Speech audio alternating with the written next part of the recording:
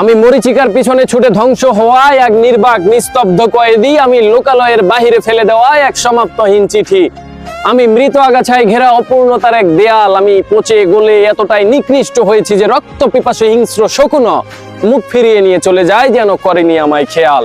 আমি পাথর, আমি পাষাণ, আমি হৃদয়হীন, কারণ আমার অন্তর পুরে হয়েছে তুষ আর বুকের কষ্টটা হয়েছে সীমাহীন। এমনটা নয় যে আমার জীবনে কখনো প্রেম বা ভালোবাসা আসেনি, আমি ভালোবেসেছিলাম মানুষ, ভালোবেসেছিলাম এই ধরনী। বিপরীতে স্বার্থপর এই পৃথিবী আর পৃথিবীর মানুষ আমায় উপহার দিয়েছে মৃত্যুদণ্ড। আমি ভালোবেসে রয়েছি পরিত্যক্ত এক কারাগারে দণ্ডিত। পৃথিবীর সর্বস্ব সুখ তো আমি চাইনি, শুধু এজন্য পৃথিবীর মায়ায় আটকে থাকতে চেয়েছিলাম আমি, কিন্তু প্রকৃতির নিয়মের ঊর্ধ্বে গিয়ে মানুষ বানিয়েছে আমাকে আসামি। তবে এখানেই শেষ নয়, পুনর্জন্ম যেন আমারও হয়। হে সৃষ্টির সেরা জীব, তোমরা অপেক্ষায় রইও তবে, আমি আসবো আবার ফিরে, আসবো আবার এইভাবে পৃথিবীর প্রশংসাময় কোনো এক সংলাপে।